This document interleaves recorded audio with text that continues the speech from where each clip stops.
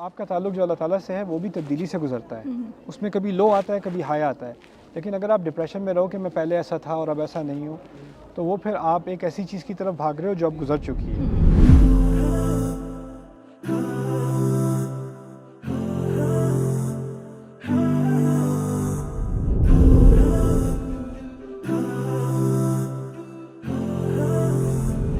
استاد یہ کویسچن ہے کہ اگر کوئی گناہ ہو جائے اور اس کی انسان توبہ کر لیتا تو یہ کیسے پتہ چلے گا کہ وہ گناہ معاف ہو گیا ہے؟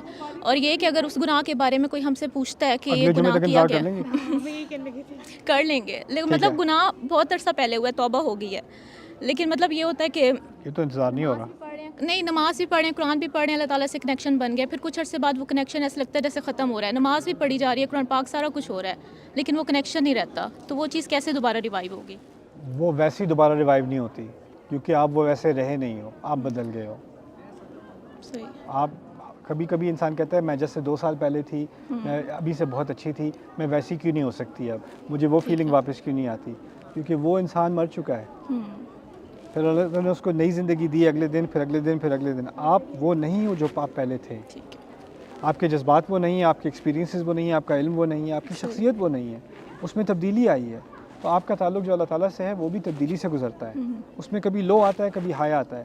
لیکن اگر آپ ڈپریشن میں رہو کہ میں پہلے ایسا تھا اور اب ایسا نہیں ہوں, تو وہ پھر آپ ایک ایسی چیز کی طرف بھاگ رہے ہو جو اب گزر چکی ہے. آپ نے اب آگے دیکھنا ہے, پیچھے نہیں دیکھنا. یہ خواہ کا اپنے آپ کو گلٹ کرنا اور ریگریٹ کرنا ہمیشہ کہ اے کاش, اے کاش, اے کاش, اس سے پھر انسان آگے نہیں بڑھ سکتا.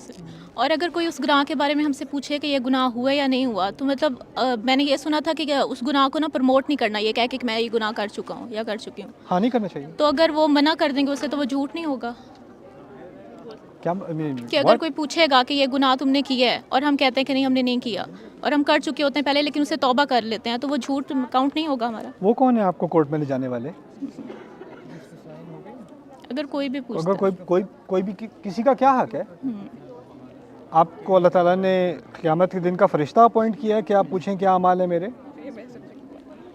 آپ کیا کورٹ آف لاء میں ہے کہ کوئی جج سامنے کھڑا ہے اور آپ کے خلاف کیس ہو رہا ہے؟ کس کا حق؟ آپ کو کبھی لگے گا کہ آپ کسی سے جا کے پوچھیں آپ نے کیا گناہ کیا ہے؟ آپ کبھی کرو گی؟ نہیں. تو کسی اور کو کیسے حق مل گیا آپ سے کرنے کا؟ یہ کہاں کی عقل ہے یہ؟ تو آپ کو اس طرح فیل ہونے کی کہ میں نے جھوٹ بولا. پہلا سوال تو یہ, آپ مجھے یہ سمجھا دیں کہ آپ نے یہ سوال پوچھا کیوں؟ سر جیسے مطلب فرینڈس پوچھتی ہیں, اگر کوئی کیوں پوچھتی ہیں؟ یہ کیسی فرینڈس ہیں؟ Find better friends.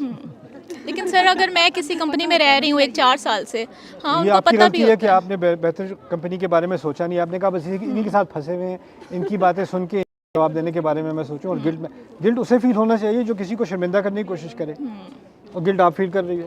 اس میں غلطی کس کی ہے؟ آپ کی. ٹھیک ہے. I hope you guys enjoyed that video clip. My team and I have been working tirelessly to try to create as many resources for Muslims to give them first steps in understanding the Quran all the way to the point where they can have a deep, profound understanding of the Quran. We are students of the Quran ourselves, and we want you to be students of the Quran alongside us. Join us for this journey on bayyinatv.com, where thousands of hours of work have already been put in. And don't be intimidated, it's step by step by step, so you can make learning the Quran a part of your lifestyle. There's lots of stuff available on YouTube, but it's all over the place. If you want an organized approach to studying the Quran beginning to end for yourself, your kids, your family, and even among peers, that would be the way to go. Sign up for bayyinatv.com.